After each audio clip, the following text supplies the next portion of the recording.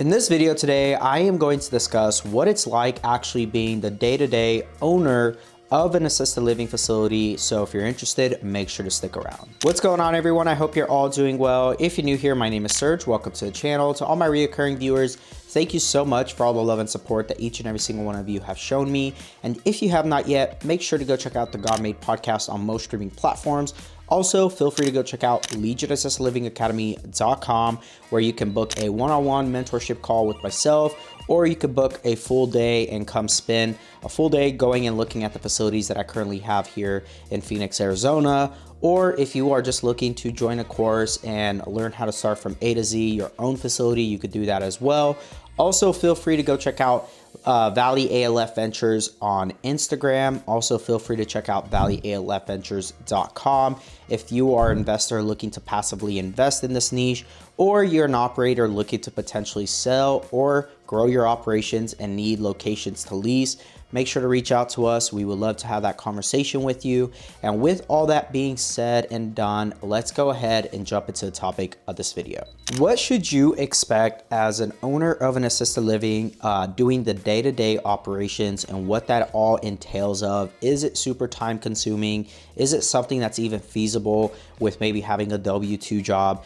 And a lot of people may be in that position. So to answer this question, hopefully it does help you guys out to what to expect for when you go to start your own facility or even have your own facility and what that all entails of. So to start off with, you're going to have a few key employees. You're going to have to work with your manager or administrator, depending on the state that you're in.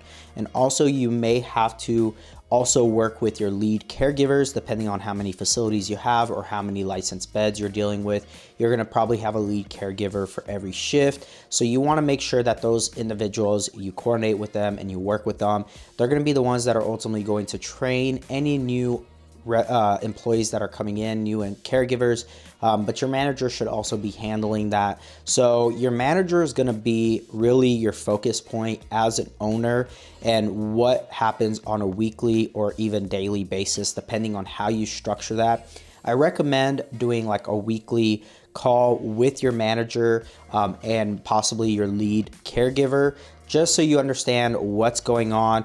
Now, if you have multiple facilities, you're going to have to probably do, depending on the facility itself, maybe 1 week do one facility, another week you do another facility, and so on and so forth. And so maybe you could only do it once a month if you can, possibly twice a week, depending on what's going on there, and figuring out and strategizing. Now, as you continue to grow your operations as an owner, you're going to have to start implementing key individuals, such as maybe a chief operating officer who's going to manage your managers. Also, maybe your chief marketing officer, who's ultimately going to be handling all your leads and potential tours, like how to get those individuals in the facilities and handling all of that and dealing that with the managers. Also, you're going to ultimately be the chief executive officer. Now, if you end up having such a big operations where you can start implementing a chief executive officer and you more so handle everything high level, then at that point, that's a different discussion. But for most individuals, they really want to know what a day-to-day on a single or two assisted living facilities would look like, anywhere from 5 to 15 beds. So ultimately, you're really, as the owner, you're going to be focused on the networking, constantly trying to figure out ways to bring in more leads or get more residents, whether that's networking with case managers at hospitals, whether that's working with discharge planners, whether that's going to skilled nursing facilities, really working on the continuum of care and where you can implement yourself to be able to get those qualified leads and to continue to keep those beds filled at your facility. Your manager, even though they may end up doing a lot of the tours, they're not going to really focus a lot on the marketing. That should be your responsibility as an owner of the facility, by getting the word out there about your facility, by getting involved in different groups and in different networking spaces within your within your area, specific to your healthcare niche. You know, a chambers of commerce of chambers or chambers of commerce. That's another one that you can go and get involved with. Put your business out there, get involved with other business owners, and let them understand what it is you do and how you can actually ultimately help each other. And so you as the owner should really be focusing on the business, not in the business. The in the business problems should be ultimately your management, right? Your manager and your lead caregivers.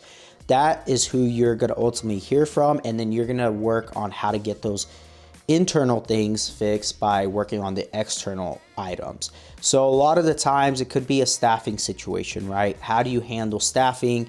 What type of culture are you trying to create within your staff, within your facility? That should be primarily your focus, right? How do I retain the staff that I currently have? How do I recruit new staff coming in?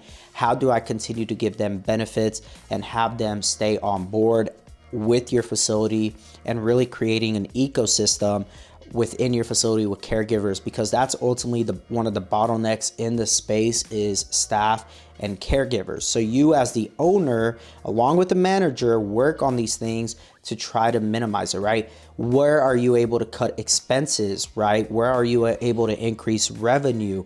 How are you going to make sure that you're still keeping that quality of care in your facility while trying to minimize certain things to make you more profitable at the end of the day, and really trying to hammer and come in on the numbers to make sense to stay profitable and continue to grow your operations, right? Also, you should be looking to do the economies of scale. How do you go about getting new locations, right? What are you doing to find better deals, new deals, other businesses that you could be essentially purchasing to grow your operations? So you as the day-to-day owner should be looking at this stuff, looking at the bigger picture rather than just trying to think short term. How do I keep my 5 to 10, 15 bed facility currently occupied? But while doing that, you should also be trying to grow your operations and try to utilize, because really the name of the game in this space and in any business is economies of scale.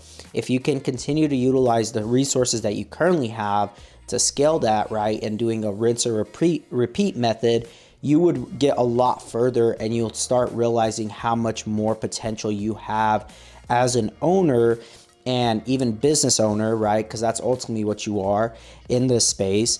And so you want to make sure that you start to look at it big picture, right? How can I go about taking the current team I have in place and utilizing them for another location? Maybe you bring on additional staff from when you acquire that new location, right? Maybe that new location already has staff that you can utilize, train up, increase the standard there, and also bring the quality of care where new families will appreciate you for coming in and purchasing that location and increasing that quality of care and that standard of care in that facility. So you as a day-to-day owner need to focus on that stuff. You shouldn't be in the minutia of doing all the tours, dealing with the medication administrations, dealing with all the documentation, all the charting. It's good to know what that all entails but you shouldn't be the one handling all that. And so in the beginning, a lot of people get trapped in the fact that they're trying to do all that while trying to grow their business, and they seem to be in this continuous hamster wheel of constantly charting, constantly trying to admit new residents, constantly discharging residents, constantly dealing with the family, so on and so forth. You need to figure out a way, and the best way to do it is implement people in those things, right? Create that system that you can start implementing people in. And this type of business, you can easily implement systems to be able to handle a lot of the minutia in the business. So that is what a owner operator should really be looking at when they're starting this type of business, or if they're looking to get into this type of business. That's really what the day-to-day things look like. You're constantly working with your management. You're constantly looking to see, okay, what other things can we do to improve the current system we have, the current employees we have? How do we handle that? And then thirdly, you should be looking for growth, right? Growth and acquisition should be another main focus of yours on a day-to-day basis. How do we take what we currently have and grow that? And that is really what it all entails to be an owner of these types of assisted living facilities. And, there's a lot of nuances that go into all of this. So again, if you are looking to book a one-on-one mentorship call, you can definitely do that at legionassistedlivingacademy.com or in the description of this video. Or if you really want to come see what a couple facilities run like, feel free to book a full one-on-one full day with myself. And I definitely tried my best to give as much value for the 8 to 9 hours that we spend together. And I really hope that you guys enjoyed this video, and make sure again to go check out valleyalfventures.com and check us out on Instagram as well at valleyalfventures. And with all that being said, I will talk to you all in the next one. God bless.